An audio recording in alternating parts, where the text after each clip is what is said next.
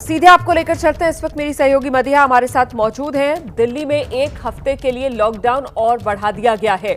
यही अंतिम विकल्प, यही अंतिम हथियार, इसीलिए इसका इस्तेमाल मदिया।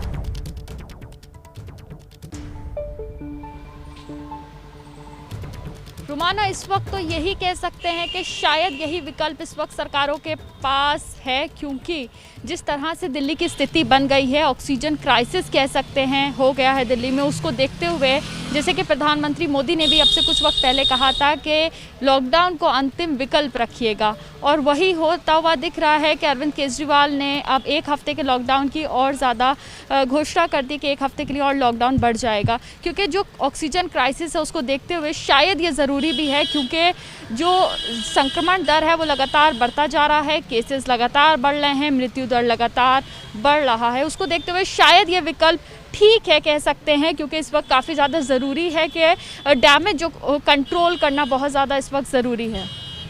अभी आप जहां पर मौजूद हैं वहां के बारे में जरा बताइए, किस तरीके की स्थिति देखने के लिए मिल रही है? मरीजों का क्या तांता लगा हुआ है अस्पताल पहुंचने में?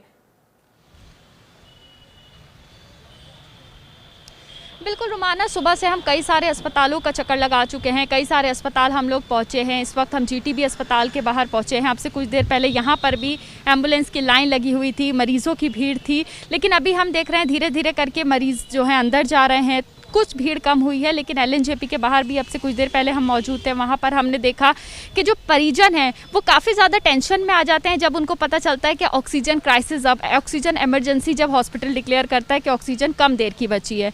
तो हैरानी की बात यह है कि जो कोरोना से संक्रमित मरीज़ हैं, जो अंदर अस्पताल के जूझ रहे होते हैं, और उनके जो परिजन हैं वो बाहर परेशान होते हैं, टेंशन में होते हैं, रात दिन वहाँ बैठे हुए हैं इस इंतज़ार में कि कब उनका मरीज़ जो है ठीक होगा, कब जाएगा।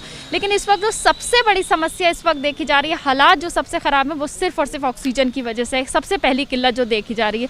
दूसरी किल्लत दवाइयों की भी है। अगर आप देखें, लोग जो है दवाइयों के लिए, इंजेक्शंस के लिए दर दर भटक रहे हैं, ये भी किल्लत है, और सरकारों को इस पर काम करने की बहुत ज़्यादा ज़रूरत है। अब यकीन करिए कि अगर इस पर जल्द काम नहीं हुआ तो हालात शायद और ज़्यादा खराब हो जाए। लेकर किसी तरीके का कोई आश्वासन या कोई पुख्ता डेडलाइन सरकारों की तरफ से नहीं दी जा रही है। कमी है ऑक्सीजन की, खुद को बोल रहे हैं अरविंद केजरीवाल भी, दिल्ली के मुख्यमंत्री आकर कह रहे हैं हाँ हम फेल हो गए, कई जगह हम ऑक्सीजन नहीं पहुंचा पाए। लेकिन बड़ा सवाल ये कि आखिरकार ये खामियां दूर कब तक होंगी, इसे लेकर कोई सीधा जवाब किसी के पास नहीं है। एबीपी न्यूज़ आपको रखे आगे।